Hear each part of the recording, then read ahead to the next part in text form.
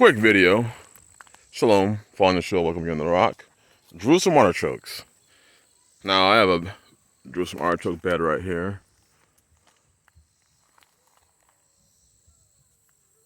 It's a reasonably large bed, probably I'd say 30 feet by 20 feet, maybe. Full of Jerusalem artichokes. Now these did not get watered. What I do is I just covered it up with leaves. I did not water these Jerusalem artichokes though. So these Jerusalem artichokes were planted in spring, made it throughout the whole summer, including that period of time when we didn't get any rain for a month and it was 90 to 100 plus degree weather. Yeah, now you can see they suffered. You know, you don't see any leaves growing up the stalk. Some of the stalks look like they're dead. Some of the leaves look like they're dead. But you can even see the new growth on the bottom. See all that new growth on the bottom from the soil. So these had direct sunlight. They had direct sunlight all summer. We also got some more in here. I've been trying to take these out for I don't know how long. This is all passion fruit for those that were maybe asking. All volunteer passion fruit. We're gonna have a ton of passion fruit this winter, or this spring, fall, winter. But these couple plants you see right here, they made it with out watering also. In fact, all the Jerusalem artichokes I'm about to show you didn't get watered. The difference is some got direct sunlight and some didn't. I mean, this drought was brutal. How much top? My rosemary made it. Well, some of them did. These 4 did. Those didn't. And then my lavender died up back, but as you can see, it's making a comeback. So I'm excited about that. Just gonna go over to our other bed. This is one of our smaller orchards right here. We grow, we have some pear trees, a couple apple trees, and then our damn near 10-foot elderberries. Now this over here is another bed of Jerusalem artichokes that we grew. You know something different. What you notice in these is that they are, you see the leaves have grown up the stalks. Now these do not get direct sunlight. These tend to get late afternoon sunlight, and that's it. But you can see how they grew. And then also, I did not water these also. These were not watered as well by me. So when it rained, that's when they got watered. But you can see how dense, how thick the foliage is on the plants. There still, you can see, was some issues with water. And that was during the height of the drought. But they're doing well. In fact, some of them are about to start flowering. Yes, Jerusalem artichokes do flower. And I'm doing this video because I know a lot of people bought Jerusalem artichokes from me and had a ton of questions about them. And so I'm trying to answer them all at once. I start mine in that rough soil you've seen. It's rocky. It's you know, I just dug a trench and put them in the trench. And as you can see, even with just late afternoon sun, and this one's probably 7 feet tall, they're doing well.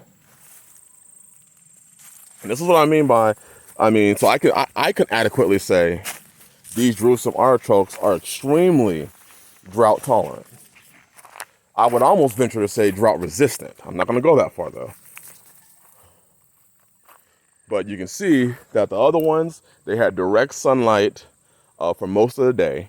And these just got late afternoon. Neither one of these were watered by us. Neither one of the beds. We came out here and applied water. It was strictly rain. They were planted in spring, and this is the result. Planted from spring. So I hope your Jerusalem artichokes are doing the same. Again, I would say it really helps to put a nice ground cover on them. Leaves, gosh, you can even do sticks. Leaves, sticks, almost anything. I don't, you know, I'm not really particular. We'll just go out there and pile up a bunch of leaves and come over here during the wintertime. We'll eat what we want and then, or harvest what, some of the ones we want, and then we'll just come out here and cover this with probably 6 inches to a foot with leaves, cuttings, sticks, even small light branches, like stuff like this. I'll just throw this stuff in there and let it grow amongst it. And the whole point is just to retain water. So having a good ground cover on your plants is vital. It's vital to have a good ground cover on your plants. But it's also vital to find plants that are drought resistant. Here's some grapes right here. Our first year, and then some more passion fruit.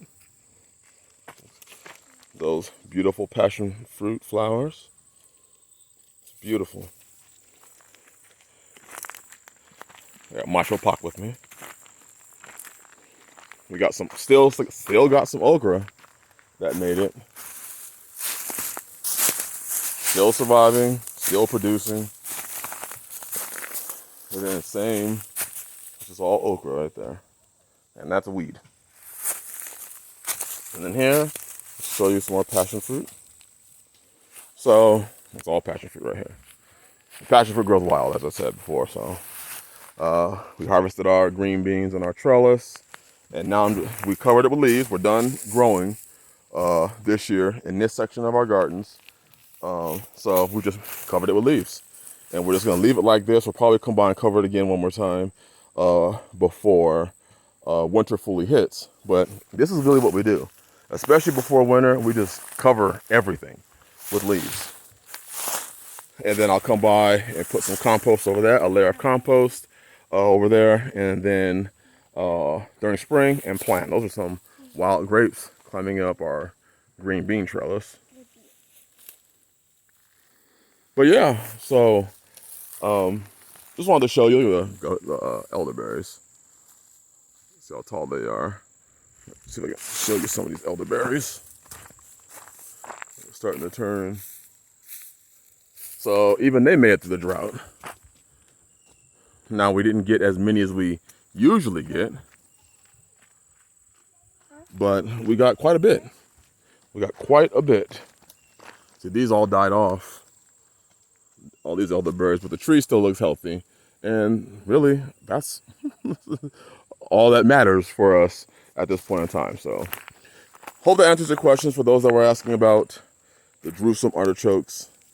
Again, these are the ones that did not get full sun. The other ones got full sun all day, and both of them survived. Both of them made it through the 100-degree temperature, didn't get watered for a full month while the temperatures were 90 to 100, and they are still kicking and still producing, and we're going to have an abundance of a harvest this year. So we will be selling Jerusalem artichokes starting this. I mean, technically I could sell them now. I can just dig some up. So if you wanted some, let me know. I can dig them up.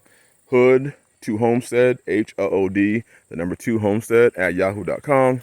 And you can get yourself hold of some food. Now, again, the soil, you don't have to prepare it too deeply. Just loosen it up a little bit. Put them down there. I put some organic material. I have videos already posted of how I plant my Jerusalem artichokes. And this is the result. A bounty, which I call my number one. If you're looking for the video, I have a series of 5 foods that I would grow, that I do grow for, I don't know, SHTF or economic collapse. And I've done the first one, which was Jerusalem artichokes / potatoes. Number 2 was amaranth. And then number 3 was turnip / radish.